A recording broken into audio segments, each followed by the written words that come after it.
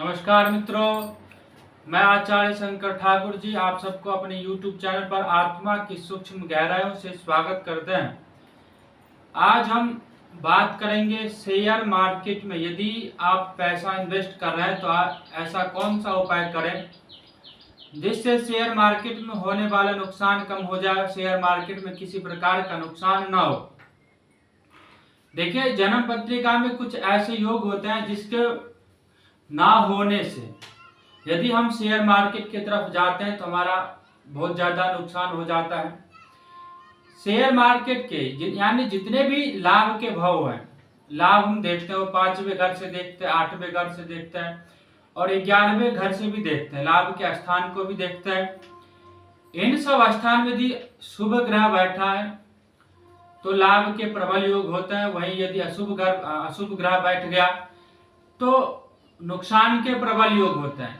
जैसे पंचमे से यदि षष्ठ भाव में जाकर बैठ गया, अष्टम भाव में जाकर बैठ गया या 12वें घर में जाकर बैठ गया तो यह शेयर मार्केट, लॉटरी या फिर सट्टा आदि जैसे कार्यों में बहुत ज्यादा नुकसान हो जाता है। इसी कारण से कभी भी डायरेक्ट शेयर मार्केट में, सट्टा में, लॉटरी में आपको नहीं घुसना चाहिए। यदि आपका उसमें इंटरेस्ट है और आप काम करना चाहते हो उसमें, तो एक बार सलाह जरूर ले लेना चाहिए ताकि नुकसान ना हो सके।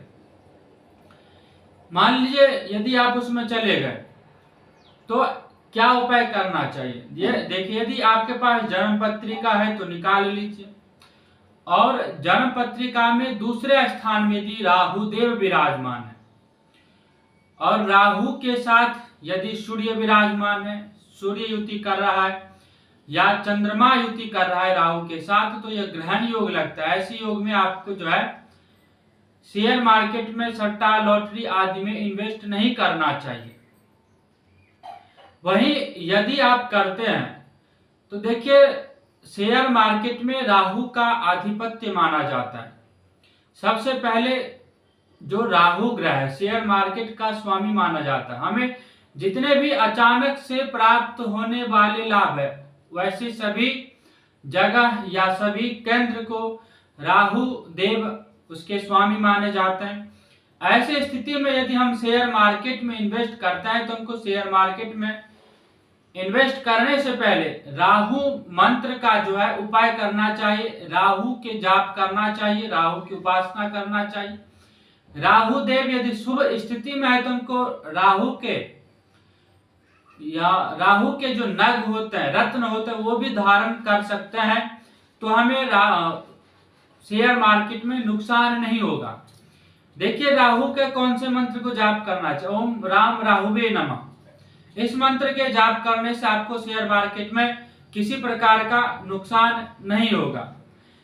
वहीं यदि आप लगा चुके हैं पैसा और शेयर मार्केट में नुकसान होने से बचना चाहते हैं तो एक अपने वेट के अनुसार एक चांदी का चेन लीजिए और उसमें एक ताला लगा हुआ छोटा सा चांदी का ताला लगा के अपने लॉकेट में धारण कर लीजिए। इसमें भी आपको नुकसान नहीं होगा। चंद्रदेव प्रबल हो जाएंगे, ऐसी स्थिति में आपको नुकसान होने का योग नहीं रहेगा। लेकिन सबसे ज्यादा जरूरी है कि राहु शुभ अवस्था में हो, राहु पर शुभ ग्रह की दृष्टि हो और राहु के मंत्रों का बराबर सुबह शाम नियमित रूप से जाप करते रहना चाहिए आपको। अब बात करते हैं, यदि शेयर मार्केट में इन्वेस्ट करते हैं तो मंगल ग्रह भी शेयर मार्केट में अचानक से कभी कभी लाभ दे देता है, इसलिए मंगल ग्रह का भी उपासना जरूरी होता है, मंगल ग्रह का पूजन भी जरूरी होता है शेयर मार्केट के लिए।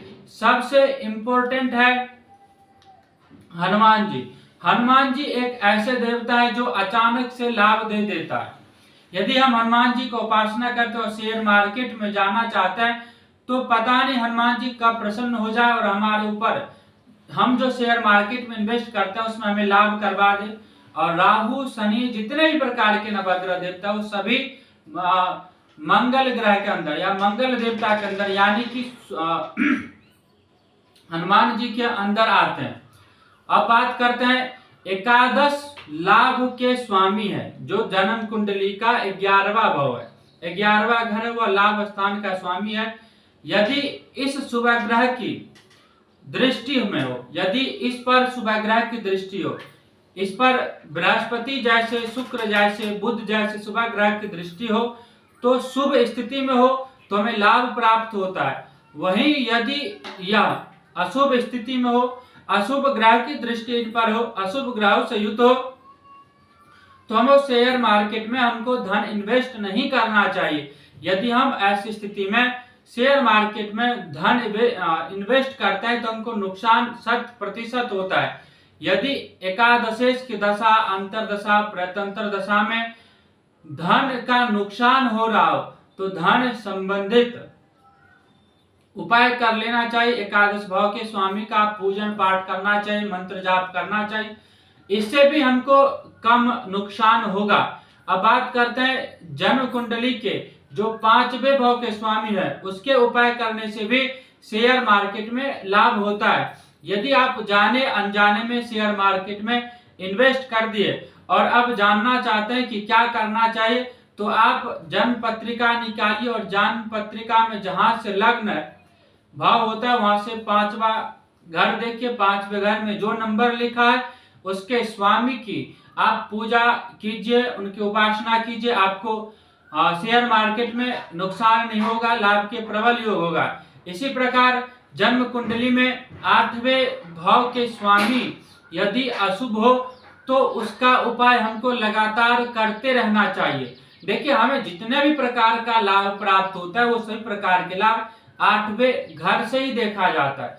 8वें घर से ही हमको लाभ होगा, हानि होगा या कितना लाभ होगा, ये सब हम 8वें घर से ही देखते हैं। तो इसीलिए किसी प्रकार का नुकसान न हो, तो इस नुकसान से बचने के लिए आप जन्म पत्रिका के 8वें घर के स्वामी का उपाय कीजिए। यदि आप इस चैनल पर पहली बार विजिट कर रहे हैं तो चैनल को लाइक कीजिए, सब्सक्राइब कीजिए तथा शेयर वाले बटन को अवश्य दबाइए,